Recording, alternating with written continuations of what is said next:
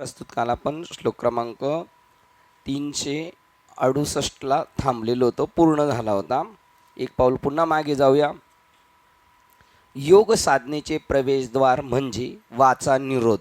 आपल्या वाचेने अमंगळ बोलणं, वाचा म्हणजे केवळ वाचा पण नाही दिले, इथं मनाने सुद्धा जे आपल्या योजना चालतात त्यासुद्धा पूर्ण कर्मेंद्रिय, मनाचे, अंतःकरणाचे, बुद्धीचे खेळ हे सुद्धा थांबले पाहिजे. आणि वाचेमध्ये पण परत 4 वाचा आहेत. संत म्हणतात परेहून परते घर तेथे राहो, परेहून परते बोलणे खुंटले, वैखरी कैसिनी सांगे. जिथं स्फुरण होतं, जिथून स्फुरण होतं त्याच्या आदल्या गोष्टीला आपल्याला टच करायचं आहे की नाही, तिथं आपल्याला स्थिर व्हायचं आहे. म्हणजे बोलणं नको आहे. बोलण्याने काय होतं, आपली जी शक्ती आहे, सगळ्यात जास्त शक्ती आहे ना, ती बोलण्याला आपले खर्च होते. त्याच्यातून मग बोलायचंच असेल तर हरी बोला, हरी बोला, नाही तर आबोला, व्यर्थ गलबला करू नका. दुर्दैव आपलं असं आहे, आपण वाचाळपणाने बोलत नसतो. प्रपंचाच्या गोष्टी पण तेवढ्याच बोलायच्या जेवढ्या गरजेच्या आहेत, तेवढ्या, त्याच्या व्यतिरिक्त बोलायच्या नाही. आणि तुम्ही परमार्थाचं जर दिवस रात्र जरी बोलत राहिले तर ते बोलणं नाही, ते मौनामध्ये जमा आहे. ते शक्ती वाढवणार आहे आणि ही शक्ती खर्च करणार आहे. म्हणून योग साधनेचे प्रवेशद्वार म्हणजे जर तुम्हाला त्या जोडणे, योग म्हणजे काय, जोडणं, त्या जोडण्याच्या ह्याच्यामध्ये तुमच्याकडे काय पाहिजे, वाचेवर पूर्णपणे नियंत्रण पाहिजे. आता देवाविन काही बोलणेच नाही, अशा प्रकारची गोष्ट आहे वाचा निरोध. कोणत्याही वस्तूचा स्वीकार न करणे, जे गरजेचं आहे आपल्याला वास्तविक, जेवढं स्वकष्टार्जित कमाईवर परमार्थ करता येईल ना, त्याला दम असतो. लाचार होऊन करणं गरजेचं नाही. म्हणून ते त्या कोणत्याही गोष्टीचा, वस्तूचा स्वीकार न करणं काहीच नाही. तुकाराम महाराज काय म्हणतात, भक्ती ते नमन आणि वैराग्य तो त्याग, कारण तरी विरक्ती वाचून काही ज्ञानाशी तगणेच नाही. वैराग्य हे पाहिजे. ज्याचा आपला संबंध नाही ते तर आपण जोडूनच नाही घ्यायचं आहे की नाही. त्याच्यानंतर कोणत्याही वस्तूचा स्वीकार न करणे, अपरिग्रह 18व्या अध्यायामध्ये स्पष्ट सांगितलेलं आहे.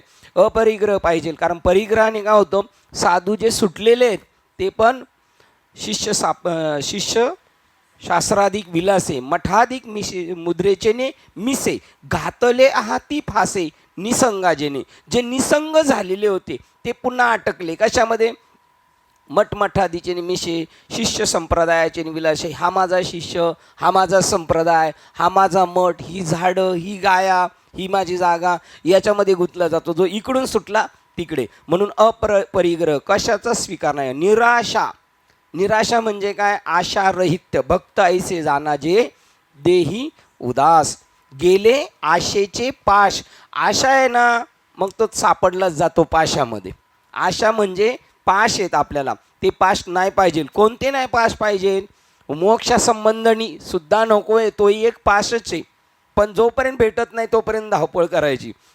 ब्रह्मादिक पदे दुःखाची शिराणी, तेथे चित्तझनी जडोदेशी, ते पण नको आहे, तेही एक पाश आहेत. चांगल्या गोष्टीसुद्धा अटकाव असतात आहे की नाही.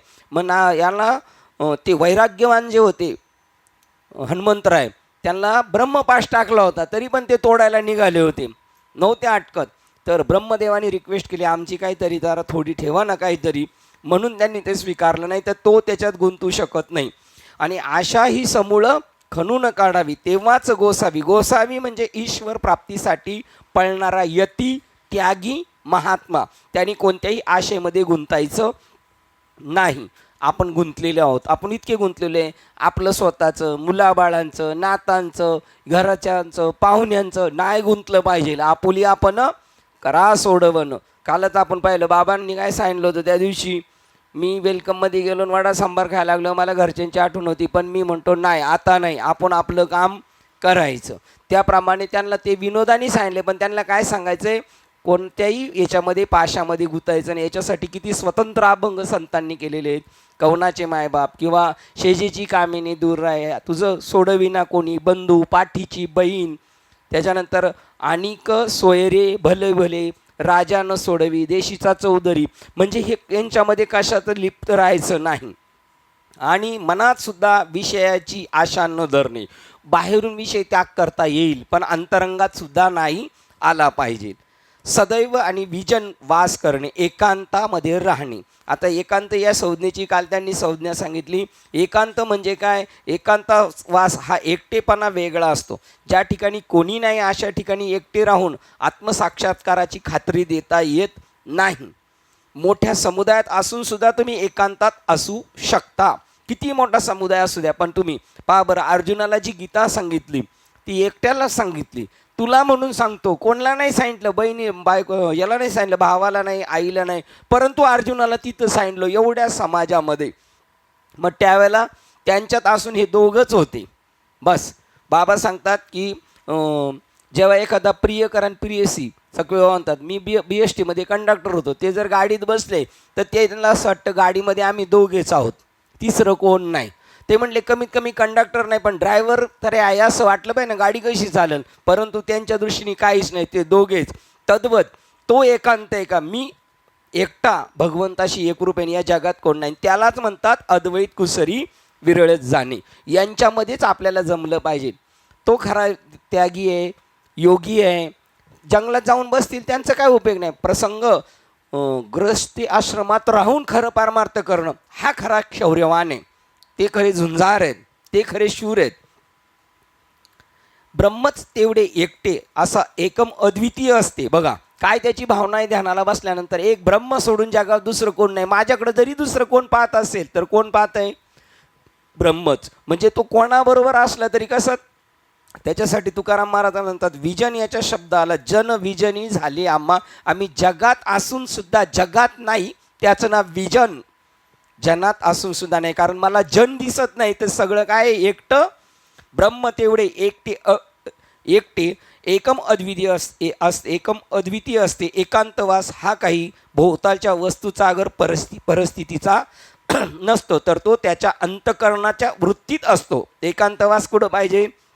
वृत्तीमध्ये. एकाच लक्ष्याशी किंवा ध्येयाशी एकरूप होणे त्याला एकांतवास म्हणतात.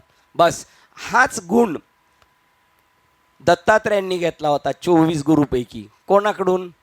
त्यांच्या लक्ष्याशी एकरूप होते. एकाच लक्ष्याशी किंवा एकाच ध्येयाशी एकरूप होणे. कोणता आता 24 गुरुमधला तो गुरु? हां, लोहार तापलेलं लोखंड आहे, त्याच्यावर तो घन घालतोय. आणि मग राजाची स्वारी पाठीमागून आले लोक आणि पहिले म्हटले इथून राजाची स्वारी गेली का? ते म्हणले आम्हाला माहीत नाही. आता राजाची स्वारी काय अशी हलकी हुलकी जाईल का? किती गाजावाजा असेल, पण तो त्याच्या ध्येयावर आरूढ आहे. तो एकांतात आहे, त्याला राजाची स्वारी गेलेली सुद्धा माहिती नाही.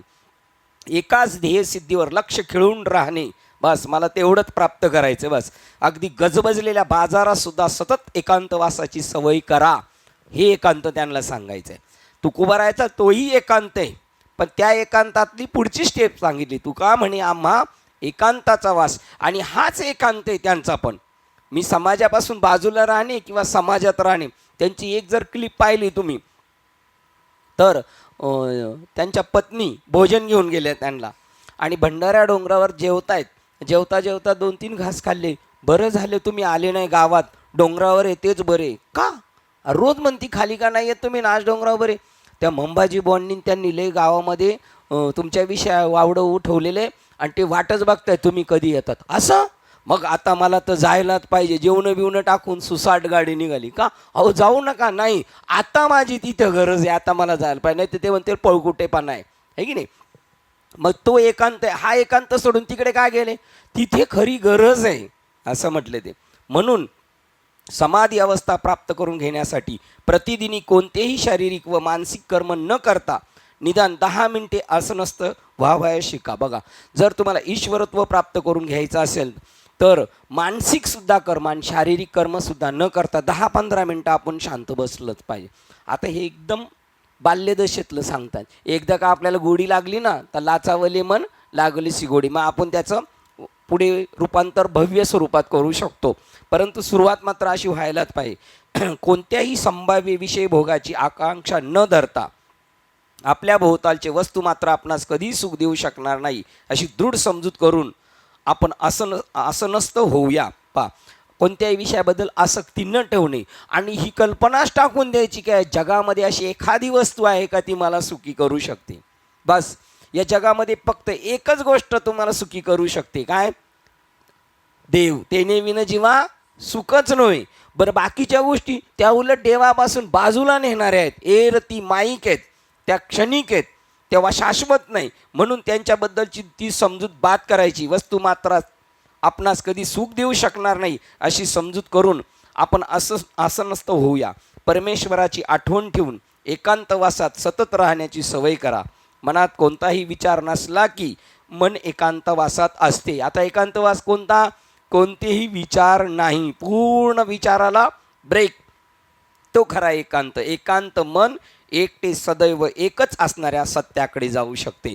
दुसरे पाशच नाही तरच तो तिथपर्यंत पोचू शकतो. म्हणून कशामध्येही गुंतायचं नाही. नको नको म्हणा गुंतू माया जाळी. बस असं राहणं म्हणजे निसंग राहणे, एकांतात राहणं. इथपर्यंत काल आलो होतो आपण. आज 369 बरोबर. बाबांनी कोणता वाचला होता? हां, मग 10 झालेत बरोबर. एकांत स्थितीत राहिले म्हणजे इंद्रियांचा उपशम होतो. बघा, काहीच डोक्यात न ठेवलं का ॲटोमॅटिक इंद्रिय शांत होतात. बस एक मन निर्विकल्प झालं पाहिजे, मनात कोणताच विषय नाही का ॲटोमॅटिक इंद्रियसुद्धा स्थिर होतात. एकांत स्थितीत राहणे म्हणजे इंद्रियांचा उपशम होतो. हा दम चित्ताचा निरोध करण्यास कारण होतो. बघा, इंद्रिय शांत झाली का चित्तसुद्धा मग स्थिर होतं, त्यालासुद्धा स्थिर करावं लागतं, ॲटोमॅटिक होतं. एकदा मन शांत केलं का इंद्रिय शांत होतात. इंद्रिय शांत झाली का चित्तसुद्धा शांत होतं, आहे की नाही. चित्ताचा निरोध करण्यास असतो. क्षम चित्ताने हे सरोधन करणे हा इंद्रियांचा उपशम होय. या शमामुळे अहम वासना विलयात जाते. मी हे संपलं जातं. त्याच्या योगाने अचल अशी ब्राह्मी स्थिती प्राप्त होते. मग याच्या योगाने एक एक ड्रॉप करत गेल्यानंतर कधीच चल नाही होणार, अशी स्थिर अचल, ती कधी डगमगत नाही, अशा स्थितीला आपण, अशा ब्रह्मस्थितीला प्राप्त होतो, अनुभूतीस येते. म्हणून मननशील साधकाने नेहमी सतत प्रयत्नाने चित्त निरोध करावा. ज्याला वाटतंय मला मोक्ष पाहिजे त्यांनी या ठिकाणी अलर्ट राहिलं पाहिजे. त्यालाच तुकाराम महाराज म्हणतात, एवढ्या गोष्टीसाठी मी सावध झालो आणि आलो हरीच्या जागरा. बस मी सावध झालेले. मनोनिग्रह हाच आपल्याला आत्मप्राप्तीकडे टप्प्याटप्प्याने नेत असतो. बघा, मनाचा निग्रह ते काही जणू एखाद्या चमत्कारिक आणि अवर्णनीय जादूने एकाएकी घडून येणार नाही. बघा, हे काही अशी बाबाची कृपा त्याने नाही होणार, आपल्याला सुद्धा अभ्यास करावा लागणार आहे ना. जसजशी प्रगती होत राहील तसा प्रत्येक टप्पा उच्चतर टप्प्याकडे घेऊन जाईल. एकच दुसरा तिसऱ्याला, एक पायरी दुसऱ्या पायरीपर्यंत घेऊन जाईल आणि योग्य वेळी तो आत्मप्राप्तीच्या अंतिम टप्प्यावर पोहोचेल. हे निरनिराळे टप्पे या श्लोकात स्पष्ट केले आहेत. आणि मग शेवटचा जो टप्पा आहे ते उंच देवाचे चरण, ते झाले अधिष्ठान. असं पायरीने तो शेवटचा टप्पा गाठू शकतो. जेव्हा तुम्ही सत्य स्वरूपाच्या चिंतनात तुमचे मन ठेवण्याचा सराव करता, बघा, मन स्थिर राहणार नाही, पण सतत जेवढं होईल तेवढा आपण प्रयत्न करायचा. डोक्यात काहीही येऊ द्या, पण आपल्याला हा शेवटचा जन्म आपला सफल करायचा आहे. आता मला पुन्हा रिस्क घ्यायची नाही, आता पुन्हा मला याच्यात पडायचं नाही. येणार ज्यावेळेला निष्काम भावनेने करू ना, तर हे 2 वॉचमेन आपल्याबरोबर सतत राहणार. एक वैराग्य आणि विवेक, ते आपल्याला सावध करणार. जाऊ एखाद्या वेळेला आहारी, पण तरी पण आपल्याला युटर्न घेऊन करून मागे घेऊन येणार. आणि हे निष्काम भावनेने होईल. देवाला निष्काम सेवा केली असेल देवाच्या बद्दल, तर देवाची ती जबाबदारी झालेली आहे. त्यामुळे आपल्याला नेहमी सत्य स्वरूपाच्या चिंतनात तुमचे मन ठेवण्याचा सराव करता एकांत स्थिती, तेव्हा ज्ञानेंद्रिय विषय वस्तूची त्याच्या तादात्म्यापासून सावकाश निवृत्त, इंद्रिय उपरणम ती त्यांच्या मागे धावण्याची थांबतील. हळूहळू होणार. ही गोष्ट कोणतीही झटकन होत नाही, अब्बी होणार नाही, पण सरावाने हळूहळू मनाला फसवून तिथपर्यंत घेऊन जायचे. ती त्याच्या मागे धावण्याची थांबतील. कारण मन आता अधिक समाधान देणाऱ्या आनंद अवस्थेचे चिंतन करण्यात एकनिष्ठ झालेले असते. कारण का, त्याला जर त्याच्यापेक्षा उच्च दर्जाचा विषय दिला, बघा, रामरसाची चवी मग आनरस रुचती केवी, त्याला जेव्हा तुम्ही आपण तिकडे घेऊन जाणार ते खाली येण्याचा विचारच नाही करणार. मग तो म्हणेल आहे त्या ठिकाणी मी बरोबर आहे. पण त्याला चुचकारून तिथपर्यंत घेऊन जायचे. इंद्रिय दमन आणि मनोनिग्रह हे परस्पर पोषक असतात, म्हणून क्षमदमावरी हरी झाला. इंद्रिय दमन आणि मन हे एकमेकावर आहे, हे त्याला साह्यभूत करतं आणि ते त्याला साह्यभूत करतं. एकाने जरी दुसऱ्याला खेचलं तर दुसऱ्याने त्याला जर नाही सपोर्ट केला का तो थांबणार. एक लंगडा माणूस आहे एका पायाने तरी तो तेवढ्या स्पीडने चालणार नाही. इंद्रिय दमन आणि मनोनिग्रह हे परस्पर पोषक असतात. एकाचे दमन दुसऱ्याच्या निग्रहाने नेत असते. हाच मनाचा सचेत सरोध करणे होय, निरोध करणे, त्याला आकळणे. अनिरुद्ध मन हे नेहमी इंद्रिय आणि अहंकार यामुळे निर्माण होणाऱ्या विक्षेप अवस्थेमध्ये असते. त्याचा स्वभावच आहे काही ना काही चिंतन करत राहणं, आणि त्याच्यामध्ये जर का त्याला अजून जवळ काही दिसत गेलं विषय तर तो त्याच्या पाठीमागे ते भरकटणार. हा त्याचा स्थायी स्वभाव आहे. अर्जुनाने सुद्धा देवाला सांगितले हे चंचल मन आवरत नाही देवा. ते म्हणले बरोबर आहे, त्याचा स्वभावच तसा आहे. पण तुम्हाला मग तिथे तर आपला पुरुषार्थ खर्च करायचा. मला मला मला काय समजतं, तुला हे समजतं, तू इथे दाखव त्याला काय समजतो. जाधव साहेब म्हणले गावात दादागिरी दाखवतो. मी नुसता खकारलो तो म्हणतो गावातले सगळे लोक घाबरतात. देव म्हणला असा ठीक आहे, दाढीच्या आतमध्ये एक बारीक किडा पाठवतो म्हणले, बारीक किडा का सारखा काय झालं. अहो तुम्ही पाटील गावातलंही तुमचं चालतं, ह्या किड्या त्याच्याकडं माझं काही चालत नाही. तिथं खर्च करा ना तुमचा पुरुषार्थ. ते पण होतं. कितीही असह्य वेदना असू द्या त्यात तुम्ही क्षमू शकता. कधी मी देह नाही आहे, माझं त्याचा काही संबंध नाही, त्यावेळेला नाही तरी शरीर भावना असती, त्रास नाही होणार. आणि आपली तशीच आहे सर्वांची स्थिती. हो द्या एखाद्याचं ऑपरेशन, नाही झालं पाहिजे हां, पण जरी झालं तर तो तेवढा हळपायचा चळपायचा नाही. शेवट शेजारच्या खाटवरचा सारखा उलथा पालता डॉक्टरला सारखी हाका मारेल तसा तो होणार नाही. कारण त्याचं लक्ष शरीर नाही आहे, आता त्याचं उच्च लक्ष आहे तिकडं, त्यामुळे तो इकडे नाही आहे पाठीमागं. त्याचंच नाव परत माघारी हे केलेलं आहे बाबाने आपल्यासाठी. परंतु आपली कधी कधी काय होती, विचाराची विसंगती धरसोड होती. म्हणून अहंकारामुळे निर्माण होणाऱ्या विक्षेप अवस्थेमध्ये असते. सत्य स्वरूपाच्या याला म्हणायचं की येणार विघ्न तुम्हाला, तुम्ही जेवढं तरण्याचा प्रयत्न करणार तेवढं ते तुम्हाला बुडवण्याचा प्रयत्न करणार आहे. याचं नाव आहे बहुरंगी माया बहुविखरली. पण तुम्हाला तुमचा पुरुषार्थ खर्च करायचा आहे, आणि तुमच्या एकट्याच्या पुरुषार्थाच्या जोरावर सुद्धा नाही होणार. परत त्यांचे आशीर्वाद पाहिजे तुमच्या पाठीमागं. त्यांची कृपा असेल ना, किती काही येऊ द्या सहज ते दूर होऊन जाऊ शकतं. सत्य स्वरूपाच्या निरंतर चिंतनामध्ये मन व्यग्र झाल्यामुळे विषय वस्तूकडे येणाऱ्या कोणत्याही प्रेरणा ज्ञानेंद्रिय जेव्हा आणीत नसतात, बघा तिकडंच मन झालं. त्याच्यानंतर त्याच्यासमोर कोणती वस्तू पडलेली असेल पण ती वस्तू ती ज्ञानेंद्रिय पाहतच नाही. त्या ज्ञानेंद्रियावर उलट झापड आल्यासारखी होईल. जसे हे झापडे आहेत ना, हे रोज हे वाचतात ऐकतात तरी त्यांच्या डोळ्यात ते नाही घुसत. असं काही ज्ञान आहे, ते ज्ञान पैगा बरवे जरी म्हणूयात हे आणाय, आमच्या मनाला आणायचंच नाही म्हणतात, आमचं आहे तेच बरं आहे. त्यांना ती जी झापड पडलेली तशी इकडे आपल्याला विषयाच्या दिशेने जाताना ती झापड पडणार. देवाने ते विषय आपल्या पुढे आणलेच नाही पाहिजे, ॲटोमॅटिक तो बाजूला करणार आपल्या.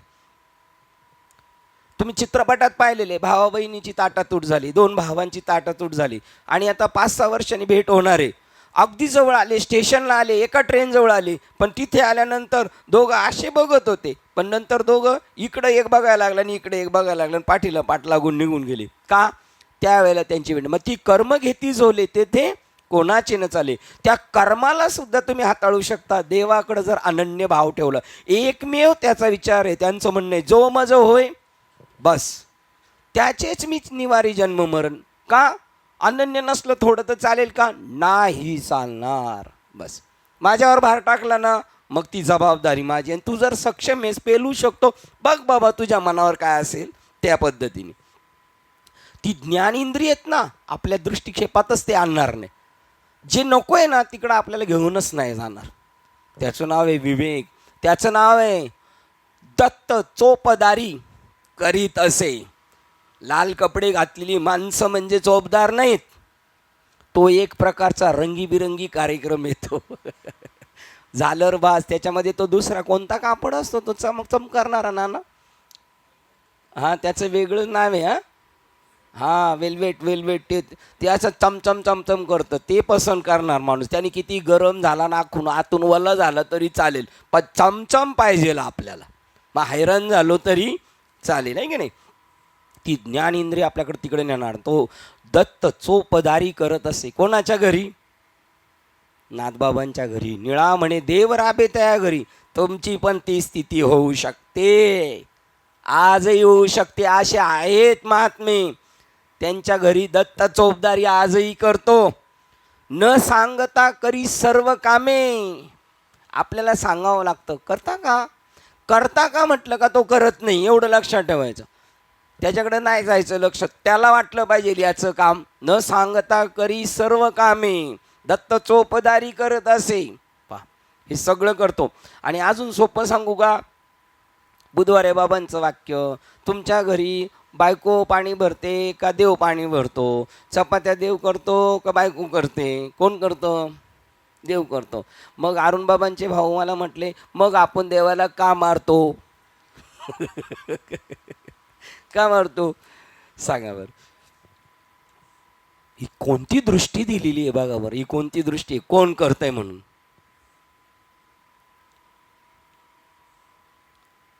विषय बघा. मग जेव्हा सत्यस्वरूपाच्या निरंतर चिंतनामध्ये मन व्यग्र झाल्यामुळे, मन कुठे आहे? तिकडं गुंतले. तो विगुंतला असे महासुखी.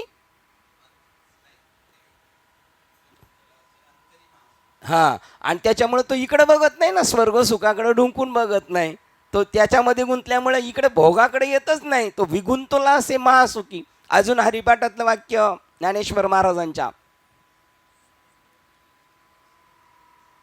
भ्रमर गुंतले सुमन कळिके. बघा, तो भ्रमर गुंतून गेला, त्याच्यात मृत्यू आला त्या भ्रमराचा, तरी त्याला त्याची खबर नाही मी मरतोय का काय. आपल्याला थोडं काही त्रास झालं का लगेच कळतंय का नाही? म्हणजे अजून आपली भ्रमरासारखी सुद्धा ताकद झालेली नाही आहे. बरं, हेच नाही, बस एवढंच पाहिजे होतं. आली गेलीची सेनगर. तो विकुंतला असे अंतरी महासुखी. तो विगुंतला असे महासुखी, हे वाक्य नव्हतं आलं का? महासुखी नव्हतं आलं? आलो होतो. त्या महासुखामध्ये विगुंतलामुळे तो मग दुसरीकडे बघू शकत नाही. त्याचंच नाव आहे राम. का कुमुद दळाचे निताटे, जो जेविला चंद्र किरण चौखटे. तो चकोर काय वाळवंट चुंबित असे, त्याच्याकडे तो घेऊन जाणार नाही त्याला. तेव्हा अहंकाराचा बघा, चित्तामध्ये व्यग्र झाल्यामुळे विषय वस्तूकडे नेणाऱ्या कोणत्याही प्रेरणा ज्ञानेंद्रिय जेव्हा आणतच नसतात, तो विषय आपल्यापर्यंत आणला नाही ज्ञानेंद्रियांनी, तर आपल्याला कळणार नाही आपल्या बाजूने गेला तरी. तेव्हा अहंकार उच्चतर ध्येयाशी एकनिष्ठ झालेला असल्याने, मी काय, मला काय समजता, मला देव समजतो. आणि तो अहंकार उच्चतर ध्येयाशी एकनिष्ठ झाला आहे, मला आता ईश्वरत्व प्राप्त करून घ्यायचं, मी आता मागे येणार नाही. अशी भूमिका झाल्यानंतर छोट्या क्षुल्लक गोष्टीमध्ये तो रतच होऊ शकत नाही. त्याचा मन त्याच्याशी गुंतलं, इंद्रिय त्या एकच्याकडे पाहायला तयार नाही. आणि जो अहंकार आहे, जो तिकडं नाचवीत होता त्याला, त्याने आता इकडे एंट्री मारलेली. तो अहंकार उच्चतर ध्येयाशी एकनिष्ठ झाल्याने, त्या ईश्वर प्राप्तीकडं आगेकूच केल्यामुळे त्यांनी, आणि मन साहजिकच शांत झाले असल्याने, किती त्या अहंकार पाहत नाही, त्या अहंकाराला विक्षेप सहन होत नाही.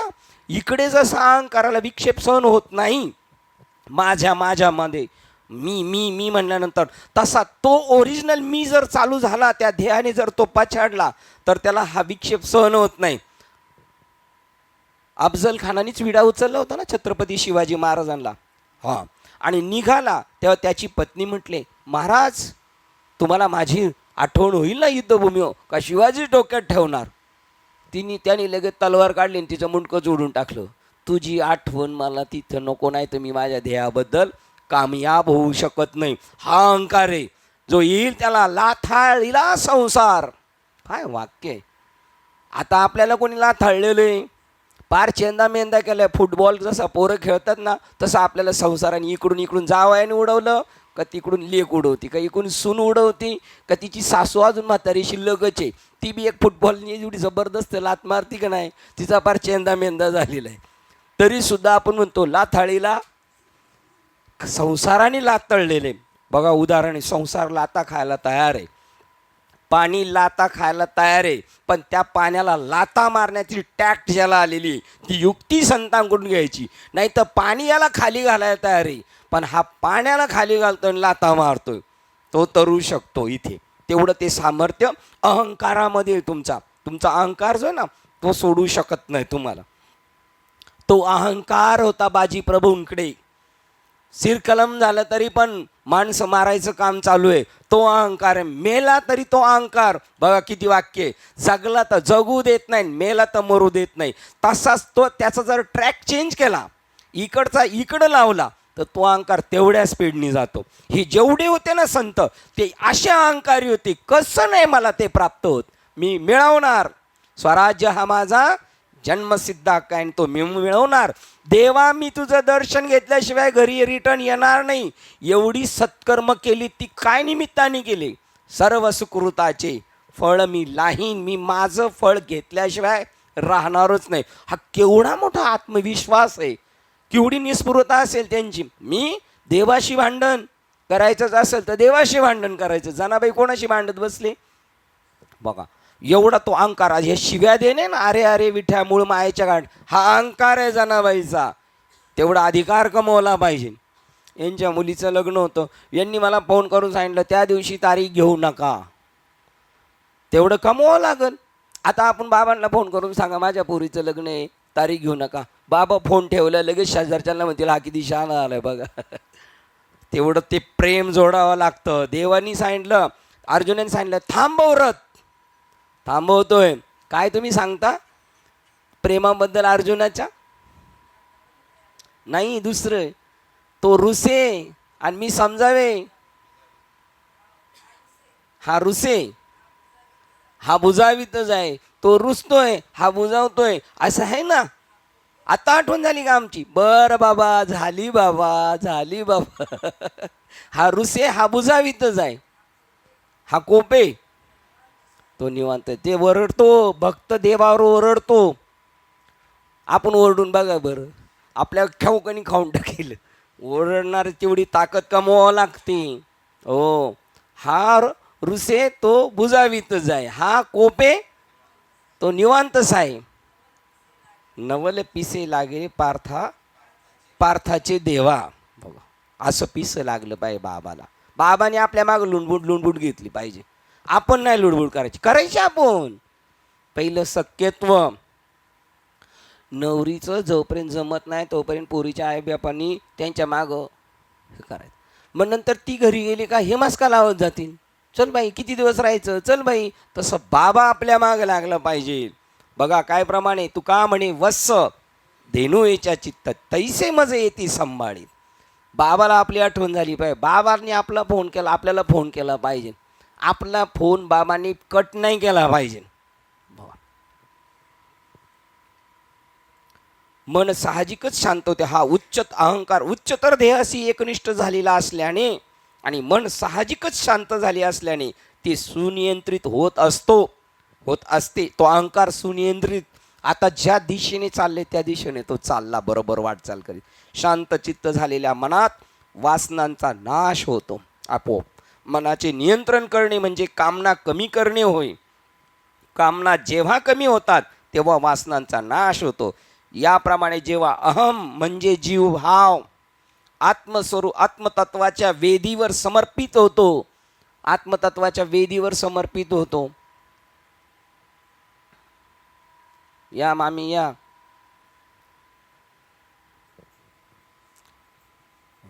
आत्मतत्वाच्या वेदीवर समर्पित होतो म्हणजे स्वतःचं बलिदान करतो, जीवभाव संपुष्टात आणतो. मी जीव आहे, त्या आत्मतत्वाच्या यज्ञामध्ये स्वतःची उडी मारतो. लाकडाने त्या यज्ञामध्ये उडी मारणे म्हणजे काय होणे? त्याचा नाश होणे का व्यापक होणे?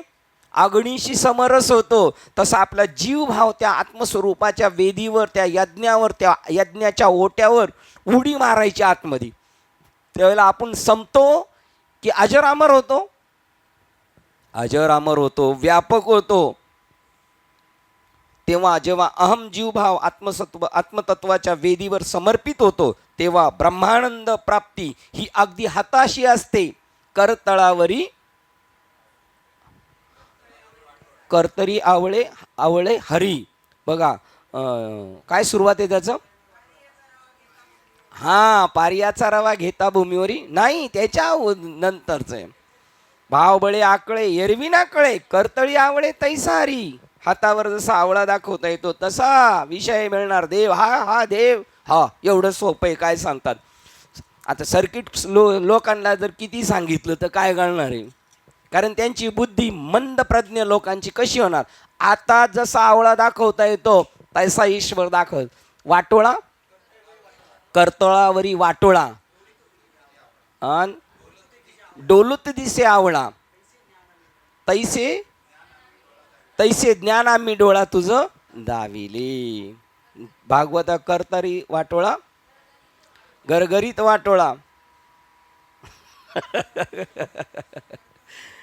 हा हा,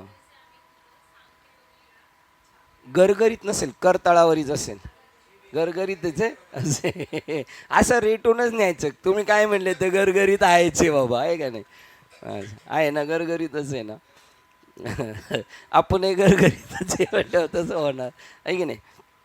जसा वस्तुस्थिती दाखवता येते. स्वामी विवेकानंद म्हणतात, मी माझ्याकडचं फूल जसं दुसऱ्याला देऊ शकतो टेवी, त्या पद्धतीने तो घेऊ शकतो ना, हा देऊ शकतो. तसा आत्मा अनुभव ब्रह्म अनुभव एकमेकाला देता येतो.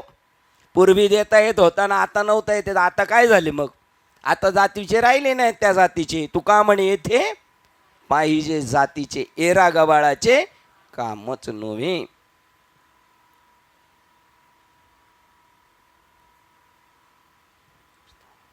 कुठे आलो होतो?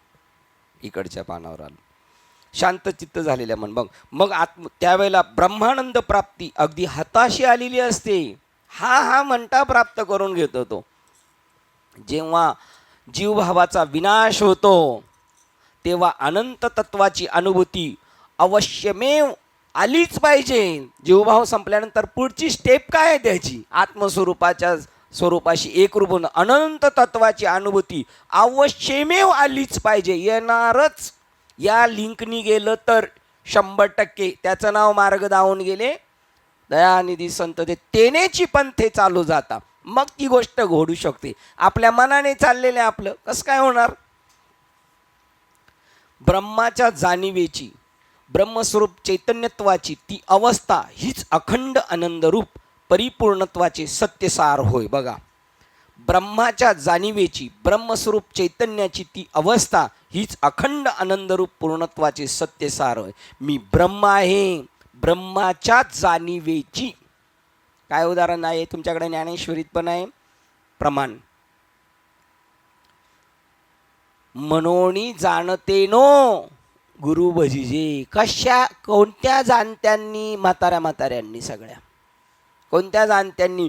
ज्यांनी ब्रह्म जाणलं आहे अशा जाणत्यांनो. त्या ब्रह्माच्या जाणीवेची, मी ब्रह्मरूप आहे, ते ब्राह्मणांनी घातलेले ना जानवं. जानवं म्हणजे लांब दोरा इकडून असं गळ्यात अडकवलेला. जानवं मी जाणलेलं आहे. त्या जाणीवेच्या ब्रह्मस्वरूप चैतन्याची ती अवस्था हीच अखंड आनंद स्वरूप परिपूर्णत्वाचे सत्यसार आहे. म्हणून ज्याने आधीच महात्म्यापासून शास्त्र श्रवण केले आहे, म्हणून ज्याने आधीच महात्म्यापासून शास्त्र श्रवण केले आहे आणि त्या कल्पनांच्यावर स्वतंत्रपणे मनन केलेले आहे, ज्या ज्या युक्ती सांगितलेल्या आहेत त्याच्यावर त्याने पूर्ण अभ्यास केलेला आहे, त्याने आपले मन विचाराचा प्रवाह नियंत्रित केला पाहिजे. आता त्याची पुढची स्टेप काय आहे? आता भरकटलं नाही पाहिजे. ऐकलंय ना, हां, त्याचं मनन पण केलंय, ऐकलंय आणि मनन केलं, हे योग्य आहे आणि हे माझ्या जीवनात झालंच पाहिजे. तर मग त्याने पुढे गेल्यानंतर पाऊस आहे, पहिला पाऊस आहे आणि टू व्हीलर आहे, फुल स्पीडनी चालवली पाहिजे टर्निंगला वगैरे, आहे की नाही? त्याने म्हणजे चांगला घसरून घरी येईल, आहे की नाही? म्हणजे मग त्याला तेवढं कळालं पाहिजे सगळं उपलब्ध आहे, पण कशी गाडी चालवायची हे त्याने तिथं विवेकाने विचाराने अंमलात आणलं पाहिजे. श्लोक क्रमांक 370 वाचतोय. वाचेचा मनामध्ये निरोध कर. बोलणे ना, आता थांबव. तुम्हाला कोणती गोष्ट प्राप्त करून घ्यायची असेल आणि तिथं बोलून काम होत नाही, तर कुलूप लावायचं तोंडाला आणि तो विषय कोणाकडे पाठवायचा? मनाकडं. का मन तिथे करून घेईल तुमच्या वाचेचा मनामध्ये निरोध कर, त्याच्यामध्ये घालून टाक त्याला आणि त्याला तिथं वाचेला स्टॉप कर आणि मनाकडं पाठव. मन बुद्धीमध्ये संयमित कर. मन आता वाचेनी मनाकडं पाठवलं, गप्प बसायचं. हाताची घडी तोंडावर बोल. पण हाताची घडी तोंडावर बोट घेतलं तरी मनामध्ये चालूच आहे ना काहीतरी. त्या मनाला आता बुद्धीकडे पाठवायचं. सारासार निवाड करा, योग्य काय अयोग्य काय त्याच्याकडे पाठवायचं. ते बरोबर करील बुद्धीकडे गेल्यानंतर. आणि त्याला पुन्हा बुद्धीमध्ये लय कर, बुद्धी आणि त्याचा पुन्हा बुद्धी साक्षीमध्ये लय कर. आता मनाला बुद्धीकडे पाठवलं, आता बुद्धीला सुद्धा आहे ना सारासार कळले ना. आता तिने काय करायचं? त्या बुद्धीतून कुठं जायचं? साक्षी भावात जायचं. काय चाललंय आज माझ्या मनात काय, आज माझ्या मनात काय, उद्या माझ्या मनात काय, आता काहीच नाही. ते साक्षी. आणि जो योग्य निर्णय मग तिकडं कल देत जायचा, चढतं माप तिकडं देत जायचं. लय कर. आता साक्षी पण शिल्लक ठेवायचा नाही. आणि त्या सर्वांना पुन्हा हे सगळे एकत्र करून यांना सर्वांना पुन्हा विलीन करून परिपूर्ण आत्मतत्वात विलीन करून. कशात विलीन करायचे? आता आत्मतत्वात विलीन करून परम शांतीची प्राप्ती करून घे. भाऊ कसं एकेकाला इकडे पाठवायचे, इकडे इकडे इकडे इकडे. आता आपला आत्मविकास कसा करावा हे आपणास माहीत असते. आपण तो सारखा करीतच असतो. आता आपण त्या स्टेपवर आहे. आपल्याला असं वाटते मी पुढे जावं म्हणून आपली धावपळ आहे. विचार उफाळून येतात ते कामनांच्यामुळे. शांत माणसाला सुद्धा पळायला होते कोणतरी. कोण? त्या कामना, अपेक्षा, त्या विचार हे पार्थिव देहाच्या द्वारा बाह्य जगात मोठ्या दिमाखाने अभिव्यक्त होत असतात. विचार सूक्ष्म आहे. मग त्याला प्रगट करायचं असेल तर ते कोणत्यातून प्रगट करतो? भूताला जर काही कार्य करायचं असेल तर काय करणार? ते कोणाच्या त्याच्या शरीराचा अंगीकार करणार ना. म्हणून आपल्या कामनांनी विचारांनी आपल्या पार्थिव शरीराचा उपयोग केलेला आहे. आपलं शरीर कसं आहे? पार्थिव म्हणजे मेलेलं आहे, ते जिवंत नाही. त्या जगात मोठ्या दिमाखाने अभिव्यक्त होत असतात. आपल्याला हवं आहे ते, हे म्हणते आपल्याला हवं. याला पाहिजे का? हे जड, हे मेलेलं. पण म्हणते कोण आपल्याला पाहिजे? आणि पाहिजे कोणला? अपेक्षांना, विचारांना. आणि आपण आपल्या स्वकर्मामध्ये वस्तू संपादण्याचा आणि फाजील स्वामित्व भावना वाढवण्याचा प्रयत्न करीत असतो. आणि आता आपल्याला पाहिजे मग आपल्या स्वकर्मामध्ये वस्तू संपादन करण्याचा, आपल्या याच्यामध्ये स्टॉकमध्ये आपल्याकडे आणण्याचा प्रयत्न करतो. आणि त्याच्यावर आपला प्रभुत्व दाखवण्याचा फाजील स्वभाव, फाजील स्वामित्व भावना वाढवण्याचा प्रयत्न करतो. खोटं नको तिथे आपले अहंकार आपण दाखवतो. मी माझं. जमीन म्हणते माझी. तो जमीनवाला काय म्हणतो? माझी जमीन आहे. जमीन म्हणले तुझ्या सगळ्या पूर्वजांना मी खाली घातलेलं आहे आणि मी अजरामर आहे. पण हा फाजील, हे माझं चालला पुढे. आपणास हव्या त्या गोष्टी मिळाल्यानंतर आपण त्यात रममान होतो. ठरवलेल्या मिळल्या खुश आणि तात्कालीन कामनांची पूर्ती करीत असतो. एक कामना पुरी होण्याचा अवकाश की दुसरी कामना विपुलतेने अंकुरते. एक पूर्ण झालं का तेवढ्या काम नाही, मग अजून शांत हो. जरा शांत हो तर शांत होशील. हा शांत होत नाही म्हणून दशक्रियेला म्हणावं लागतं हरिओम शांती, याला शांती. आता हा जो शांती देणार आहे तो किती शांत आहे? तो टोटल आज शांत. आणि तो म्हणतो याला शांती मिळू दे. हा इथं त्याला हरिओम शांती देताना सुद्धा याच्या डोक्यात कल्पना आहेत बरेच काय करायचे. इथून सुटायचं आणि लगेच कामावर जायचे. एक वासना दुसऱ्या वासनेला, एक कामना दुसऱ्या कामनेला निर्माण करते. आणि अशा रीतीने संपूर्ण दमछाक करणारे कर्म कटकटीने शरीरास फेफरे आणण्यापर्यंत संपूर्ण दुःखद प्रसंगाचे नाटक खेळले जाते. बघा मग अशा रीतीने दमछाक होतोपर्यंत त्याचं चालू आहे. अटॅक येतोपर्यंत प्रपंच, अटॅक येतोपर्यंत कधीच विचार नाही केला. अटॅक काय येतो? देवाकडे येत नाही, तुला एक झटका देतो म्हणजे तू काम करशील. माझे पाहुणे होते, त्यांना असं पहिला झटका आला. फेफरे भरले, ॲडमिट केलं. घरी आले, म्हणले खरंच देवाशिवाय काय पर्याय, देवाशिवाय काय पर्याय नाही. ज्ञानेश्वरी घेऊन ये रे मला. वाचली नाही पट्ट्याने, दशकरीला वाच आली कामाला ती त्याच्याच. आणि मग दुसरा पहिला झटका आला, म्हणलं अरे आता सावध झाले आता तरी. म्हणला नाही. म्हणलं तू दुसऱ्या झटक्याशिवाय ऐकायचा नाही, दुसऱ्या झटक्यात गायबच. चान्स नाही, चान्स देतो देऊ. ती एक आपल्याला आलेली आहे काय नोटीस आलेली आहे. कोण म्हणलं नोटीस? मग पण त्या नोटीसचा विचारच करत नाही, मग डायरेक्ट जप्ती. चला, अच्छे दिन पाछे गए हरी से न किया हेत. हो, आता काय पस्तावून उपयोगाचं आहे. सगळे चिमण्यांनी धान्य घेऊन गेले ना, आता सावधगिरी ना, आता वॉचमॅन की करून काय उपयोगी? हां, आधी चुकी, आधी चुकी मग घडे आठवण. तुका म्हणे जनपरिचय. बघा, हे जगाचं त्यांना अभ्यास आहे. आधी चुकी मग आठवण, परंतु काय सुधरत नाही आहे.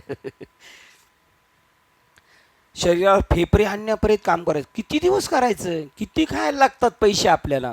आपली मस्ती आहे ना, त्याच्यामुळे आपल्याला टाईम नाही भेटत देवाकडे जायला. मस्ती लय आपल्याकडं. नाही तर शासन इतकं कृपावंत आहे. 3 रुपये किलो तांदूळ, 2 रुपये किलो गहू. का खायचं? खा, किती खायचं तेवढं. यांनी खाऊन सुद्धा जनावरं खातात त्याची. एवढं दिले तरी शासनाला वाटलं याला एवढे परवडत नसेल, आता फुकट तरी मस्ती चढलेली पठ्ठ्याला. कर कर कर, दाम करी काम वेड्या, दाम करी काम वेड्या. मरून जाईल पण नाही करणार. शरीराचे फेफरे आणण्यापर्यंतचे संपूर्ण दुःखद प्रसंगाचे नाटक खेळले जाते. अशा तऱ्हेने जरी आपण समाधानाच्या शोधात असलो तरी आपण अप्रबुद्धपणे फक्त विषय तृप्तीच्या लालसेमागे धावत असतो. म्हणायला काय, आम्हाला खूप वाटतं हो परमार्थ करावा, हो आम्हाला हे नुसतं म्हणणं आहे, पण पळणं कुठे आहे तुमचं? डोहाकडं. सुख पाहिजे आणि पळायचं कुठं?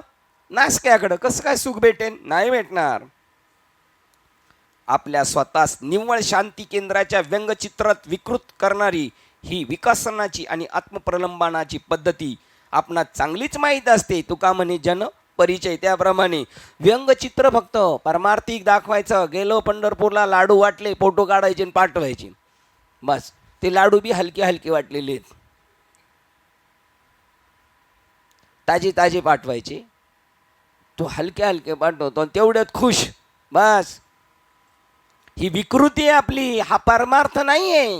ही विकृती आहे. दाखवायचं एक आणि करायचं एक, असं नाही. आत्मून पाहिजे. अंतरीचे धाबे स्वभावे बाहेर धरिता पर्यावरणी आवडेल.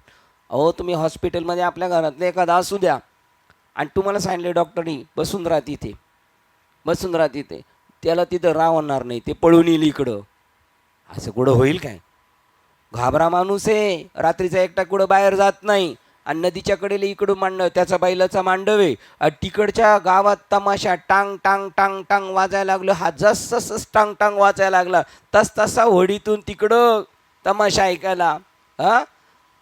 व्यसन आहे आणि ते लाज धरतं. वेळ नाही असं म्हणत नाही. आवड आहे आणि सवड नाही असं होत नाही. हा दांभिकपणा संतांना बिलकुल आवडत नाही.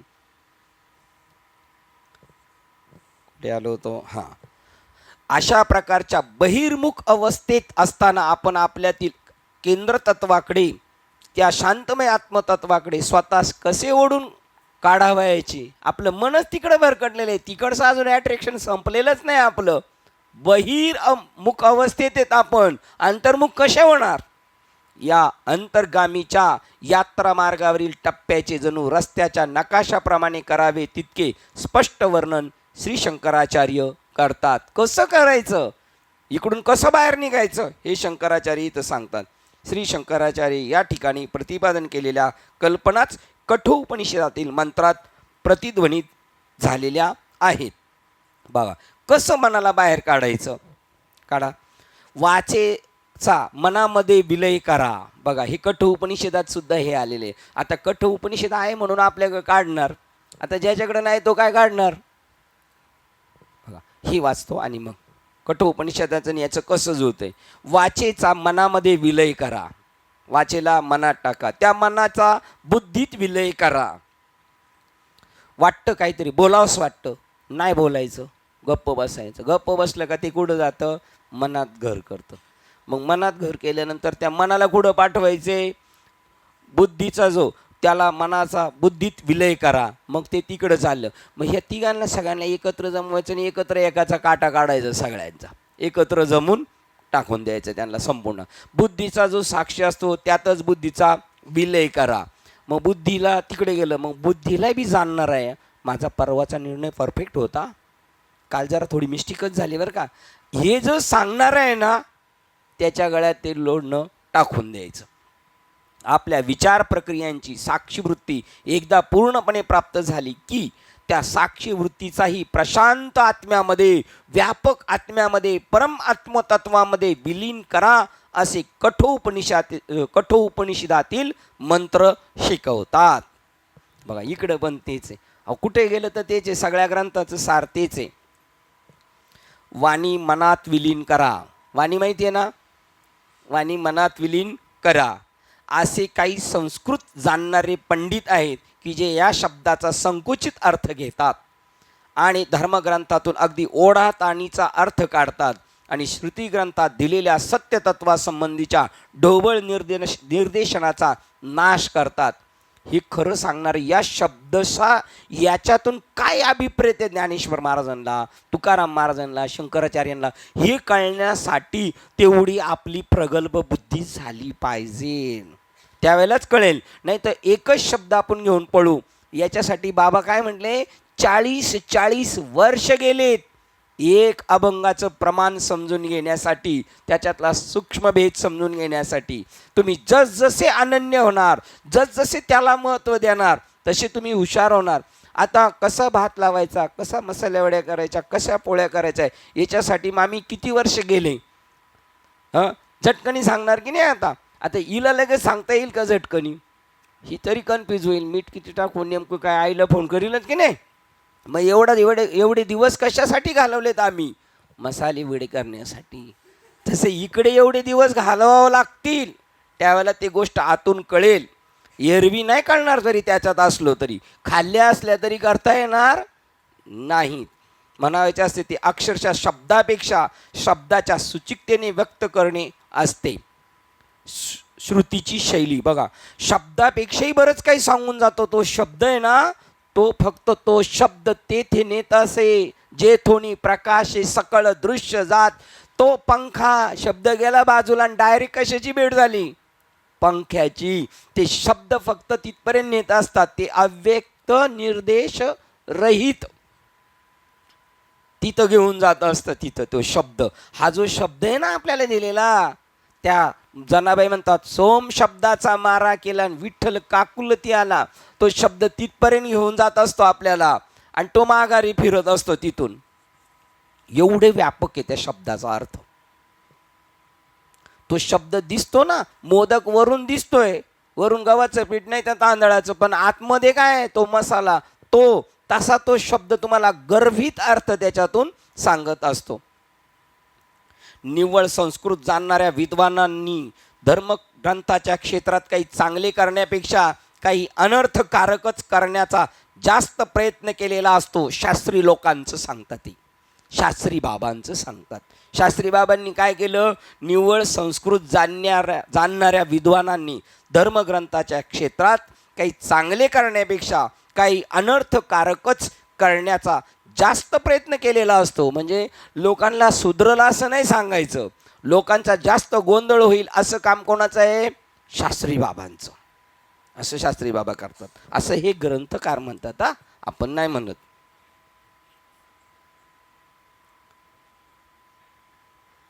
निरपेक्ष तत्वाचे विवेचन करणाऱ्या ह्या शास्त्राची आपल्या शब्दाच्या शुष्क ज्ञानाने स्पष्टीकरण देण्याचा प्रयत्न करणे म्हणजे मूर्खपणा.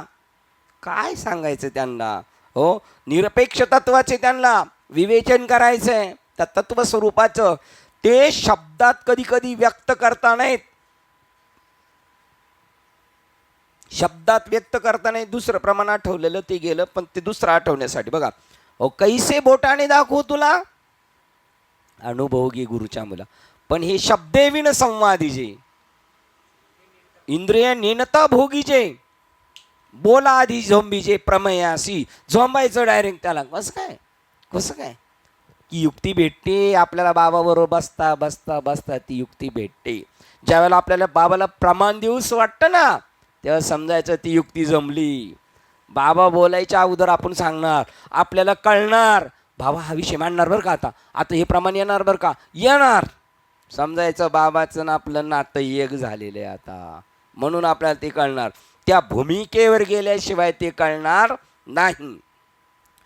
त्यांची चूक नाही आहे, शास्त्री बाबांची चूक नाही. काय की जे त्याची तैशी बुद्धीच नव्हे, ते समजून घेण्याची पात्रता लागते.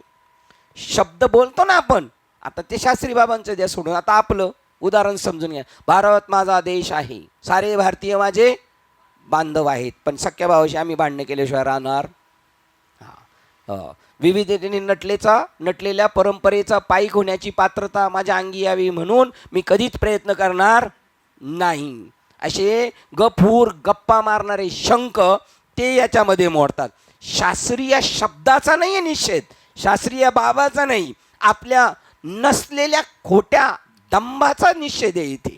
आपण तिथपर्यंत नाही, पण आव आणून समाजाचं नुकसान करतो याची सुद्धा अशी आमच्या गावचे भोर बाबा होते.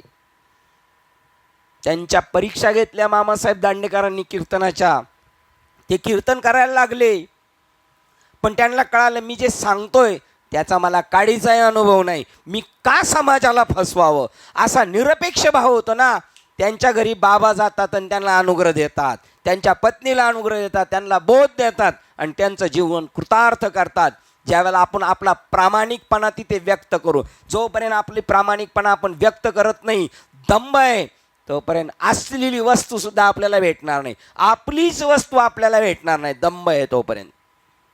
हे कोणा व्यक्तीचा दोष काढण्याचं काम चाललेलं नाही, पण जे संतांना अभिप्रेत आहे ते जर सांगत नसेल तर चीड येणार. चीड सामान्य चीड नाही आहे ती. निरपेक्ष तत्वाचे विवेचन करणारे या शास्त्राचे आपल्या शब्दाचा शुष्क ज्ञानाने स्पष्टीकरण देण्याचा प्रयत्न करणे म्हणजे मूर्खपणा आणि अनर्थकारी गुन्हा याखेरीज दुसरे काहीच नाही. बघा, वाक या केवळ एका इंद्रियाचा उल्लेख करून ज्ञानेंद्रिय आणि कर्मेंद्रिय या दोन्हींचे एकाच वेळी निर्देशन केले असा श्रुतीतील या वाक्याचा अर्थ या ठिकाणी घ्यावायचा आहे. नुसतं वाचेचं नाही, सर्व कर्मेंद्रिय, तुमचं मन, बुद्धी, चित्त, सगळ्या गोष्टी त्याच्यात आणून बसवलेल्या आहेत. तुमच्या डोक्यात जेवढं आहे ते वाक, आणि त्याला मनात टाका, मग त्याला बुद्धीत टाका, मग बुद्धीचा साक्षी त्याच्याकडे सोपवा, आणि नंतर या सगळ्यांना एकत्र घालून समाधी देऊन टाका त्या आत्मस्वरूपामध्ये. सर्व कर्मेंद्रियांनी, वाक म्हणजे वाचापणे, आणि त्याच्यामध्ये हे सगळे इंद्रिय आले. वाक म्हणजे केवळ इंद्रियाचा उल्लेख करून, म्हणजे बोलण्याची वाणी, मग अशी वाणी सांगितलं ना तो, पण या वाकचा एवढा डीप अर्थ आहे की ज्ञानेंद्रिय आणि कर्मेंद्रिय दोन्हींचेही एकाच वेळी निर्देशन केला असा श्रुतीतील या वाक्याचा अर्थ या ठिकाणी घ्यावायचा आहे. वाक म्हणजे कर्मेंद्रिय, ज्ञानेंद्रिय आणि बोलणं सुद्धा. सर्व कर्मेंद्रिय आणि ज्ञानेंद्रिय या मनाच्या संपूर्ण संयमाखाली आणावायचे आहे, हा आहे श्रुतीचा सल्ला. सर्व कर्मेंद्रिय आणि ज्ञानेंद्रियांना त्यांच्या मनाच्या अधिपत्याखाली आणायचं, नंतर मनाचा बुद्धीत लय करावायचा आहे. याचा अर्थ मानसिक हिंदोळे, शंका, कुशंका, इच्छा, भावना इत्यादी या सर्वांना बुद्धीच्या आणि तिच्या विवेक शक्तीच्या पोलादी पकडीखाली पूर्णपणे आणावायचे आहे. आता त्या तिकडच्या याचा किती विस्तृत अर्थ इकडे दिलेला आहे, म्हणून त्यांनी खाली संदर्भ दिला काय, हे कठोपनिषदामध्ये आलेला आहे श्लोक. काय काय आता मन सांगतात, हे कर्मेंद्रिय, ज्ञानेंद्रिय आणि वाकेंद्रिय म्हणजे चार वाणी आणि कर्मेंद्रिय, ज्ञानेंद्रिय अशी सगळी मिळून ही मनाच्या हवाली करायची. मग मन म्हणजे काय, मनाचा बुद्धीत लय करावायचा आहे. याचा अर्थ मानसिक हिंदोळे, सारखं काही ना काही प्लॅनिंग चालू आहे. शंका, हे असंच का, हे असं आहे का, कुशंका, इच्छा, भावना इत्यादी या सर्वांना बुद्धीच्या म्हणजे मनामध्ये काय काय आलं, मानसिक इंदोळे, शंका, कुशंका, इच्छा, भावना इत्यादी म्हणजे अजून बरंच काही, या सगळ्यांना बुद्धीच्या तिच्या विवेक शक्तीच्या पोलादी पकडीखाली संपूर्णपणे आणायचे आहे. जसं तो लोहार आहे ना, तापलेल्या याला जसा घन मारताना पकडीत पकडतो, हलून देत नाही, तसं त्या बुद्धीच्या पकडीत नेऊन तिला ठेवायचं त्या चिमट्यामध्ये. ही प्रक्रिया आपल्या व्यक्तिमत्वाशी असलेले आपले तादात्म्य तेथून उचलून महत् सृष्टीत पूर्णत्वावर खिळून चालू ठेवले जाते. बघा, ह्या सगळ्या गोष्टी आपल्या परमात्मा स्वरूपाच्या ठिकाणी जायचं याच्यावर दृष्टी ठेवून ती पुन्हा आणखी महत् कारणात निद्रारहित त्याच्या परम निद्रेत म्हणजे तुर्या अवस्थेत उन्नत करण्याची असते. एका उंच जर त्या लोखंडाला फटके मारायचे, तापवायचे, पकडीत धरायचे, कशासाठी? त्याला आहे त्याच्यापेक्षा उच्च स्थितीत नेण्यासाठी. त्या मनाला उन्मणी तुर्या स्थितीत न्यायचं आहे, म्हणून की ज्याच्या अतीत झाल्यावर बघा उन्मनी आणि नंतर आता तुर्येमध्ये घेऊन चाललेले, की ज्याच्या अतीत झाल्यावर साधक आपल्या ध्यानाच्या उच्च अवस्थेत त्या ठिकाणी शक्तिमान. अहो, तुम्ही ज्या दिवशी परफेक्ट ध्यान करता ना, त्या दिवशी उठल्यानंतर असा पेंग आल्यासारखे नाही. त्यावेळेला जर तुमची जर उंची मोजली तर कदाचित 1 सेंटीमीटर वाढेल. हो, 1-2 सेंटीमीटर वाढू शकते. असे राहणार तुम्ही, प्रसन्न राहणार. तुमचा चेहरा म्हणजे जशी काय व्यवहारात सांगायचं म्हणजे अब्जावधी करोडोची लॉटरी लागल्यासाठी सारखं होणार. आता हे का सांगावं लागतं? कारण आपण त्याच्यातले म्हणजे मर्मज्ञ आहोत म्हणून सांगायचं का करोडोची लॉटरी लागल्यानंतर त्याच्याशिवाय आपल्याला कळणार नाही किती आनंद होईल म्हणून, है की नाही? ध्यानाच्या उच्च अवस्थेत त्या ठिकाणी शक्तिमान आत्मिक अनुभूतीचा स्वतःच खुद्द पुरुष आहोत असे स्वतःचे स्वरूप शाश्वतपणे जाणून घेण्याच्या जीवन साध्यापर्यंत पोहोचतो, तो निर्भीड होतो. तेवेळी जयाचे वाक्य उजवडे चित्त झाले निधडे. बघा, आता याच्यातून कळलं का नाही तिकडचा? तो कसा धीट होतो, शक्तिमान. जयाचे चित्त झाले निधडे, ब्रह्माचे निपाडे निशंक होय, कोणतीही शंका नाही. ब्रह्मस्थिती जशी आहे ती निशंक आहे, तसा तो निशंक होय. बघा, आणि जेव्हा तो निशंक होईल ना, त्याच वेळी ते वेळी आपण असेत ये आशेशी भूते तू माझ्या स्वरूपी पाशीन. जर तू निशंक नाही, ब्रह्मस्वरूपापर्यंत नाही पोहोचलेला आहे, निधड्या छातीचा नाही झाला, तुला ती गोष्ट कळू शकत नाही.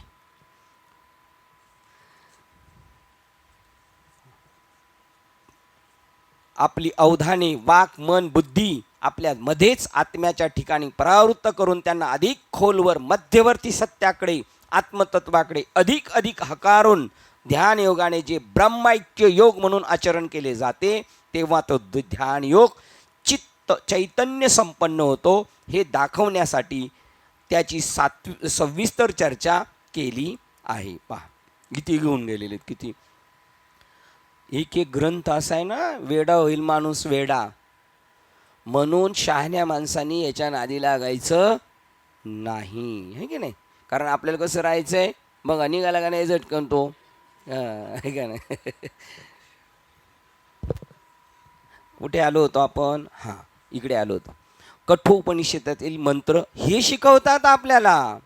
वाणी हा शब्द या ठिकाणी सर्व बाह्य कर्माकरता वापरलेला आहे. वाक, वाणी हा शब्द सर्व बाह्य कर्माकरता वापरलेला आहे. सर्व कर्मे ती मानसिक पातळीवर असतानाच थोपवून ठेवा. मनात आहेत ना, तिथंच त्यांचा नरडी दाबा, त्यांना बाहेर व्यक्त होऊन देऊ नका. होऊ द्या, निर्माण झालं ना तिथंच थांबवा. म्हणजेच विचार जरी मनात खळखळ आवाज करू लागले तरी साधकाने ते कर्म करावायचे नाकारले पाहिजे.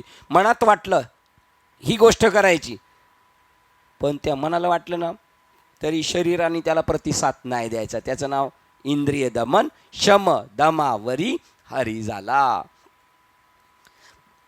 खळखळ मनामध्ये खळखळ आवाज करू लागले तरी साधकाने ती कर्म करावायचे नाकारले पाहिजे. ती मानसिक क्रिया बुद्धी पातळीवरच स्थगित ठेवावी. बस तिथंच राहून द्यायची. प्लॅनिंग लगेच बाहेर काढायचा नाही. म्हणजेच विचारांना यत्किंचितही बाहेर अभिव्यक्त होण्याची परवानगी न देता फक्त कामनांच्या पातळीवरच असून द्यायचे.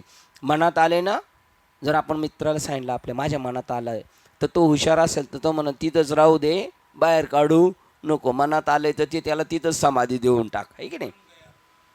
मन गया तो जाने दे, मत जाने दे शरीर, नाही खिचेगा कमान तो कैसे चलेगा तीर, आहे की नाही. मनात जरी आलं तरी कृतीत नाही आणायचं. अशा पद्धतीने ते म्हणतात एकमेकाला हे साह्यभूत आहे. अशा तऱ्हेने बुद्धीने जेव्हा आपली मूल्य बदललेली असतील तेव्हा बहिर्मुक्तीचे विचार धारण करणारे मन हे शांत झालेच पाहिजे. जर त्याला सपोर्ट नाही केलं तर ते शांत बसतंच आहे. बुद्धी जर अद्यापी बहिर्मुख कामनांच्या दबावामुळे अनिर्वार्यता वाटत असेल तर ती अस्वस्थ बुद्धीच्या निपक्षपाती साक्षीमध्ये विलीन करून टाका. ठीक आहे, आता मनाकडून तिकडे पाठवलं, आता ती बुद्धी शांत आहे पण हे सगळे गेलेत ना एकदम, घरात एकदम गोंधळ आल्यावर नाही काय आपण म्हणतो काय मारवाडा भरले का काय, तसं सगळं होणार. मन गेले, कर्मेंद्रिय गेले, ज्ञानेंद्रिय गेले, सगळे गेले, ते तिलासुद्धा व्हायबल करतात.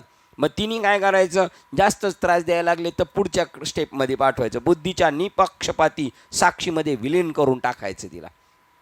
तुम्ही स्वतःच बुद्धीच्या अनेक प्रकारचा विक्षेपाचा साक्षी करा. बघा, ज्या बुद्धीला साक्षी विक्षेप निर्माण करतोय, ठरवतोय तरी विक्षेप निर्माण करतोय, त्या भूमिकेकडे पाठवायचं, आपल्यापेक्षा सिनियरकडे पाठवायचं. ते म्हणतात जेव्हा आपण अशा तऱ्हेने संकल्प विकल्पाशी, विचारांशी अथवा कामनांशी तादात्म्य होण्याचे नाकारतो तेव्हा कामना प्रेरित कर्माच्या वेदना कधीच होणार नाहीत. जेव्हा आपण ते ॲक्सेप्ट करतच नाही त्यावेळेला मग त्यांच्यापासून दुःख होणार नाही. त्यांनी जरी काही म्हटलं तरी आपण त्यांना रिस्पॉन्स दिला नाही, मग हळूहळू ते शांत होऊन जातात. इंद्रियांचा जे वासनेचा क्षय, संकल्पाही वरी नाही मन. बघा, या नावे अद्वैत खरे ब्रह्मज्ञान. इंद्रियांचा जे वासनेचा क्षय, मग पुढे काय, संकल्पाही वरी नाही मन. आता ती साधना आपल्या दिलेले, मग अपेक्षित जे आपुले तेही सांगतील पुसले, जेणे अंतकरण बोधले संग. अंतकरणाला बोध झालाय त्यावेळेला ते असं होणार नाही.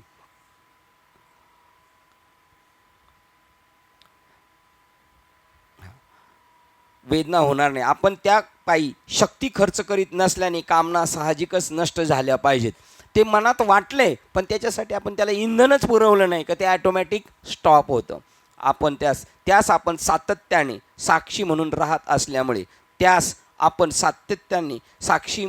असल्यामुळे आपल्या कामनांच्या लाटातून आपण शक्तीच काढून घेत असतो आणि म्हणून त्या निष्प्रभ बनतात. बघा, त्या साक्षीकडे नेऊन ठेवल्यानंतर सातत्याने साक्षी म्हणून राहत असल्यामुळे आपण आपल्या कामनांच्या लाटांतून आपण शक्तीच काढून घेत असतो. त्यांना शक्ती पुरवलं नाही, इंधनच नाही तर गाडी पळू शकत नाही, म्हणून त्या निष्प्रभ बनतात. जरी त्यांच्या इच्छा झाल्या तर त्या शांत बसून राहतात. आपल्या बुद्धीमध्ये काय चालले आहे याकडे साक्षी भावाने पाहत राहणे म्हणजेच आपल्या बुद्धीचा साक्षी होणे होय. बुद्धी साक्षी. बघा, काय चालले आपल्या मनामध्ये विचार, आपली बुद्धी काय विचार करते त्याचा साक्षी होऊन पाहायचं. आपणच आपले गुरु झालो ना, आपण तरुण जाणार. आपणच आपले गुरु झालो पाहिजे, आपल्यालाच कळायला पाहिजे योग्य अयोग्य. ही सूचना या ठिकाणी आचार्यांनी दिली आहे. जोपर्यंत गोष्ट घडत आहे तोपर्यंतच केवळ साक्षीत्व राखता येते. जे जे घडत असते त्यापासून आपण जेव्हा बाजूला होऊ आणि जेव्हा आपण बुद्धीला शक्ती देण्याची थांबू तेव्हा विचार सावकाश कमी झालेच पाहिजे. ही एक टॅक्ट आहे. ध्यानाला बसलेले साधू संत जे आहार वगैरे वर्ज्य करतात ना, त्याला इंधनच नाही भेटलं. भागवतमध्ये सांगितलं या सगळ्या गोष्टी, सगळ्याचे जिभेचे चोचले जर कमी केले तर इंधनच भेटणार नाही. पळू द्या ना, तो म्हणला मला पळायचे, पण तो विकनेस असेल तर पळू शकत नाही. त्याची शक्ती मागून कट करून टाकायची ते म्हणतात. म्हणून संत ध्यानाला ते त्या दिवशीचं जे दाखवले ना, तो ते मनाला उत्तेजित करणाऱ्या शक्ती आहे त्याचा मोठा. जसं त्याला रसद बंद केली, त्याची किल्ल्यावर अटकून ठेवलेले महाराजांना आणि मुसलमानांनी कडून रिंग टाकलेली, आता रसद पुरवायची नाही, राशन पाणी नाही गेलं किती दिवस राहतील, एक दिवस शरण यावंच लागेल. तशा पद्धतीने त्याला कव्हर करायचं ते म्हणतात. अशा रीतीने बुद्धी जेव्हा साक्षीत विलीन होते तेव्हा ती शांतपणे स्तब्ध होते आणि शेवटी शेवटचा विचारही जेव्हा संपतो तेव्हा साक्षीसुद्धा काही काळ साक्षी राहू शकत नाही. आता ते सगळंच शांत झाले, जे युद्ध करणारे होते ते शांत राहिले, शांत. मग साक्षीचंही काही काम राहिले नाही, साक्षी शांत. आणि मग सगळा ओघ तुका म्हणे गंगा सागर संगमी, अवघ्या उर्मी झाल्या एकमय. ते सगळं जाऊन ते सागराला मिळून जातं ॲटोमॅटिक, आत्मस्वरूपरूपी सागरात. साक्षी तो काही जो काहीतरी पाहत असतो, पण आता काही घडतच नाही तर तो काय पाहणार. पाहणारा सुद्धा पाहणाराला भेटतो, ज्याला पाहायचंय ना त्यालाच तो भेटला जातो. साक्षी तो की जो काहीतरी पाहत असतो. जेव्हा शेवटचा विचार संपतो तेव्हा साक्षीला पाहण्यास कोणतीच वस्तू नसते. काय चाललंय मनात, हे चाललंय, ते चाललंय, ते नाही चाललं. पण आता सगळे विचारच स्टॉप झाले तर साक्षीलाही काम राहिले नाही.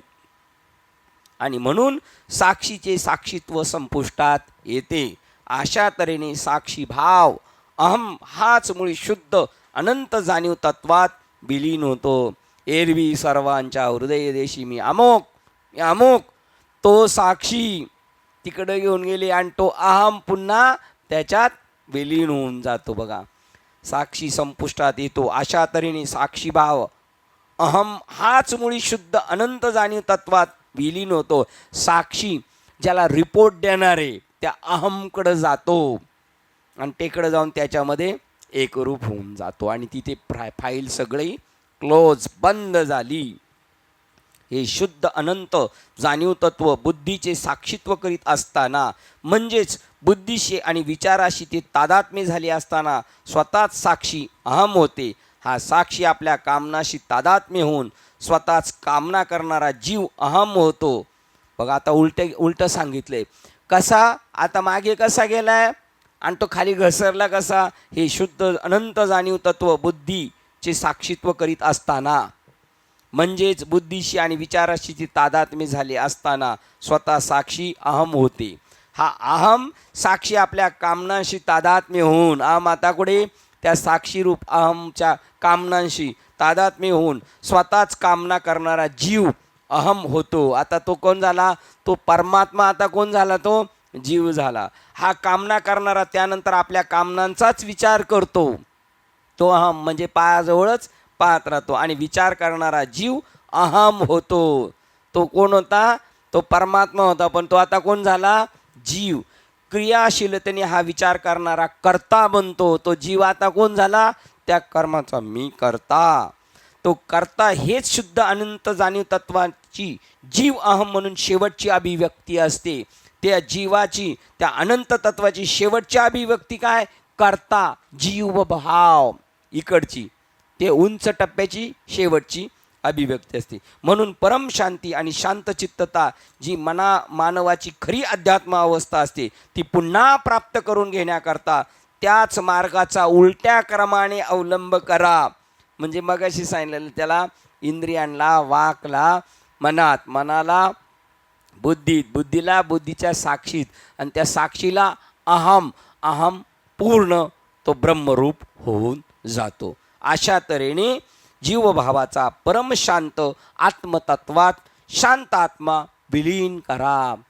त्याच्यामध्ये आपलं पूर्ण इन करून टाका. एकार्णव झाला तरंग बुडाला, अस्तित्व संपलं, तो ब्रह्मरूप सागर रूप झाला. ती लाट वेगळी दिसत होती, ती सागर स्वरूप झाली.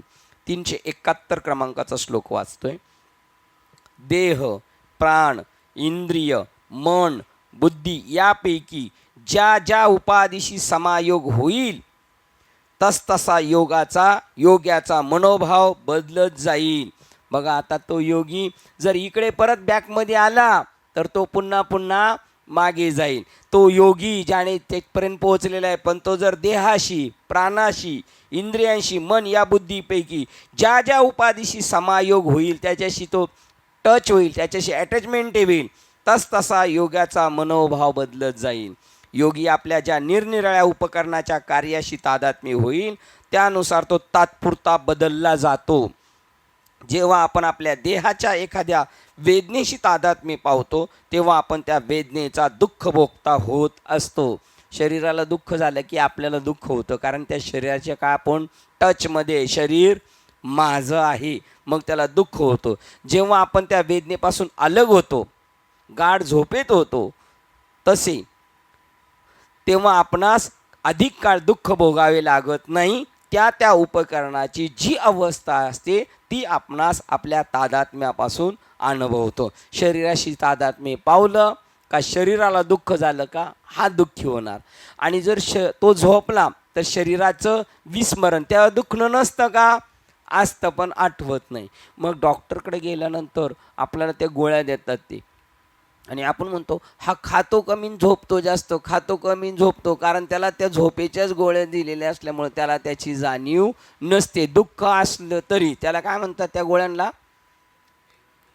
पेन किलर, अँटीबायोटिक काय म्हणतात, काय त्या त्या ज्या गोळी आहेत त्याला विस्मरण करण्याच्या, त्याला त्याच्या झोपेच्या गोळ्या, त्याला त्या भूल चढती, त्याला तो झोपून राहतो त्यावेळेला दुःख. शरीराशी टच आहे, शरीराला दुःख झालं तर याला दुःख होतं. शरीराचं विस्मरण आहे, दुःख आहे पण त्याला आठवण नाही. जेव्हा आपणास अधिक काळ दुःख भोगावे लागत नाही, त्या उपकरणाची जी अवस्था असते ती आपण आपल्या तादात्म्यामुळे अनुभवतो. त्याच्याशी जेवढं टच तेवढं आपण त्याच्याशी हे होतं. मनाशी जर टच राहिलो, मला लय अपमान झाला, मला लय असं झालं, माझा लय मान केला, मग त्याचे आपल्यावर परिणाम होतो. पण तुम्ही जर त्याच्या टचमध्ये नाही, मनाशी टच नाही, मान अपमानाचा संबंध नाही. प्राणाशी तुम्ही टच नाही, भूक लागण्याचा संबंध नाही. योगी तसा अभ्यास करतात. योगी हा शब्द या ठिकाणी विशिष्ट अर्थाने वापरलेला आहे. सर्वसामान्यपणे योगी जो उच्च तत्वाशी तदाकार झाला आहे तो. आपण योगी आहोत की नाहीत? आपण योगी आहोत की नाहीत मामा? आपण योगी आहोत. जोडण्याचा, त्या उच्चतर तत्वाशी जोडण्याचा जो प्रयत्न करतो त्याचं नाव योगी आहे. योगी जो उच्चतर तत्वाशी तदाकार झाला आहे तो शंकराचार्य या शब्दाचा व्युत्पत्ती अर्थाने उपयोग करतात. योग, यूज, जोडणे, एखाद्याशी युक्त होणे, जोडणे जाणे म्हणजे योग. कर्म योग, कर्माशी जोडणे, ज्ञान योग, जोडणे, त्याचं नाव अर्थ योगी. योगी म्हणजे जो युक्त झालेला आहे, तो जोडण्याच्या कामात तो युक्त झालेला आहे, पारंगत झालेला आहे. जेव्हा आपण शारीरिक मनोविकाराशी वा मानसिक विक्षेपाशी वा बौद्धिक व्याकुलतांशी स्वतः जुपून घेतो तेव्हा आपण तात्पुरते का होईना तेच केवळ होतो. जेव्हा आपण त्याच्याशी टचमध्ये राहतो तेव्हा आपण तेच होतो. मग मनोविकारी होणार, शरीराच्या विकाराचे होणार. आपण म्हणणार मी बरा नाही, मला बरं वाटत नाही. बरं कोणाला वाटत नसतं? शरीराला. पण आपण म्हणतो मला बरं वाटत नाही, ठीक आहे नाही. आपण जेव्हा आपल्या मनातील क्रोधाशी तादात्म्य पावतो तेव्हा आपण त्या क्रोधाशी सुसंगत आचरण करतो. कोणाच्या आहारी जायला? हा क्रोधाच्या आहारी गेलेला आहे, हा लोभाच्या आहारी गेलेला आहे. त्यावेळेला मग त्याचे गुणधर्म त्याच्यावर परिणाम करतात. आपण जेव्हा आपल्यातील लालसेशी तादात्म्य पावतो तेव्हा तात्पुरती का होईना त्या लालसेची अभिव्यक्ती होत असतो, ठीक आहे. जगातील विषय वस्तूशी जो योग होत असतो त्यासच सामान्यपणे भोग म्हणतात. नश्वर गोष्टीशी योग म्हणजे भोग, ठीक ना. श्री शंकराचार्य या ठिकाणी योग शब्द मुद्दाम पुढील श्लोक समजणे आपणास सोपे जावे म्हणून वापरतात. आता या योगाचा याच्याशी जर जॉईन झालो व्यावहारिक गोष्टीशी तर तो भोग घडणार, आणि उच्च तत्वाशी जर झाडला तर तो योग जोडला गेला, जुळला गेला, असा आहे. श्लोक क्रमांक 2-372 वाचतोय. जेव्हा त्या भावाची संपूर्ण निवृत्ती होते तेव्हा चिंतनशील योग्याला सर्व भावनांचा सहज उपशम होतो. ज्या ज्या वस्तूबद्दल त्याच्या भावना आहेत त्या संपूर्ण भावनांची काय झाली? निवृत्ती झाली. परमार्थात भाव गरजेचा आहे, भाव गरजेचा आहे, भाव खाण्यासाठी नाही. आणि भावाचं रूपांतर नंतर ज्ञानात झालं पाहिजे, भरकटलेला नाही झाला पाहिजे. भावाचं रूपांतर कशात झालं पाहिजे? सुरुवातीला भाव गरजेचा आहे, नंतर भावाचं रूपांतर ज्ञानात झालं पाहिजे. पण ज्ञानात होण्यापेक्षा भावाचं रूपांतर कशासाठी होतं? भाव खाण्यासाठीच होतं. आम्ही पारमार्थिक, आम्हाला असं होतं. तुम्हाला एकट्याला नाही होत, सगळ्यांना होतं तसं. असा भाव झाला पाहिजे. जेव्हा त्या भावाची संपूर्ण निवृत्ती होते तेव्हा चिंतनशील योग्याला सर्व भावनांचा सहज उपशम होतो. सदानंद रसानुभव लिप्त आणि तो सदा आनंद रसात मग्न होऊन जातो. बघा, मग इकडच्या आनंदामध्ये मंत्रमुग्ध झाला, जसा तो भ्रमर जसा त्या कमळकंदामध्ये, मग त्याला ते घाणेरडे काही असेल काय त्या गोष्टी त्याच्याकडे तो जाणार नाही, तो याच्यामध्ये मग्न होऊन जातो.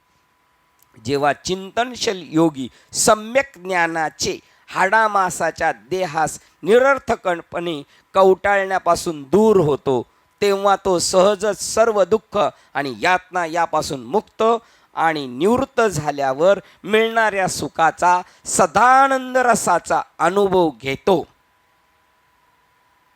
आज आले होते, त्यांचं नाव सदानंद होतं. बघा,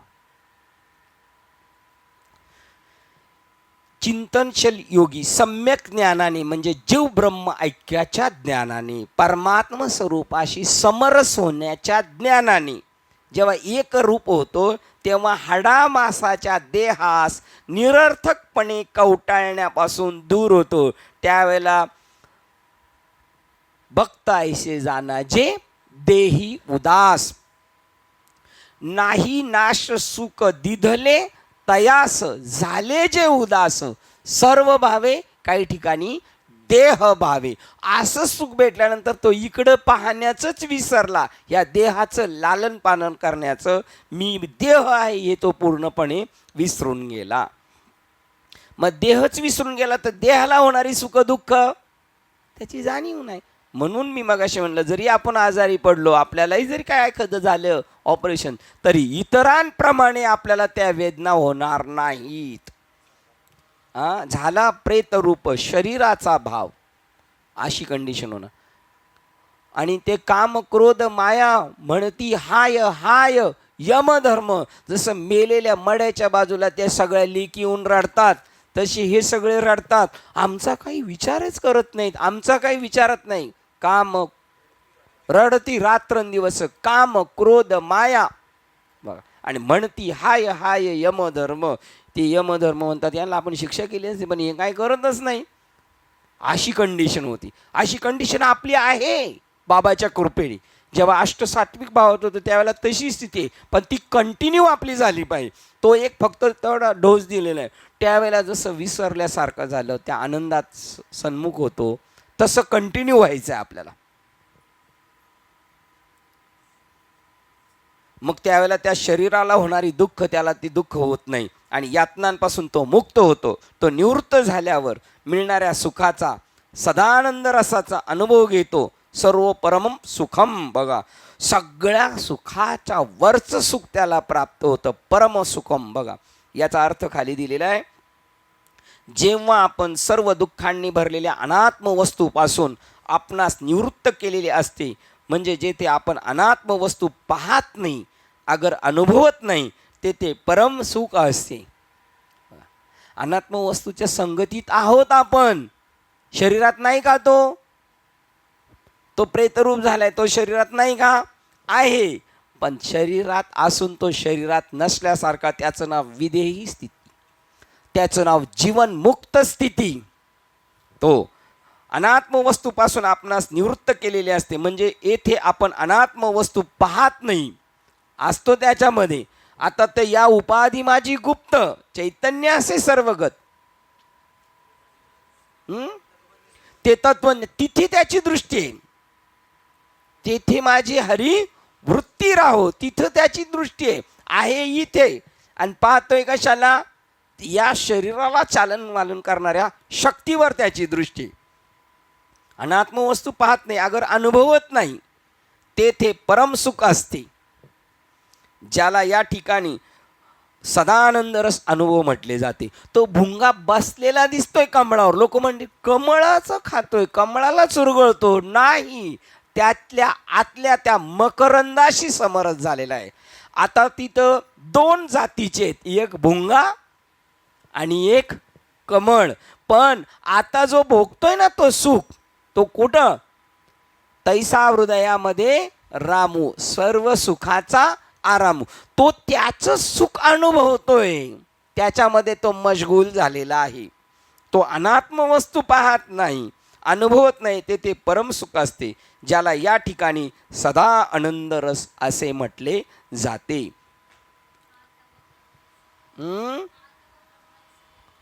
हा तो ब्रह्मरस प्याला, त्याने परमानंदी तृप्त झाला. देह झाला अथवा मेला, आठव त्यांनी केला. आठव ठेला तेने नेणे. बघा, आठव ठेला तेने नेणे, ठीक आहे. आता आपल्याला हे काहीच नेणे आठव बी नाही आपल्याला, घरी जास्तोपर्यंत ठेला नाही आणि नेणे नाही, की नाही. त्याला शरीराची आठवण नाही. देह असो अथवा नसो, आम्ही तो केवळ एक वस्तूच असो.